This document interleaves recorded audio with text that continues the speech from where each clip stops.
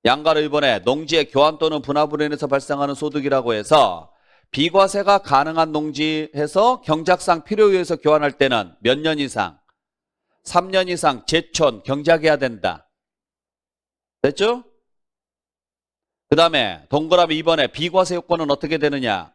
큰 편가액에서 작은 편가액을 뺀, 즉 쌍방토지가액의 차익이 어느 쪽? 큰 편에 얼마? 4분의 1 이하가 돼야 된다. 이하니까 부등호가 어떻게 돼요? 이하니까 부등호가 적거나 같거나 이렇게 지금 부등호가 돼 있죠. 그러니까 적을 때와 같을 때까지 들어가야 되는 거죠. 네, 그 내용까지 같이 확인하시길 부탁드릴게요. 네. 자, 그래서 여기까지 정리하시고 잠시 쉬었다가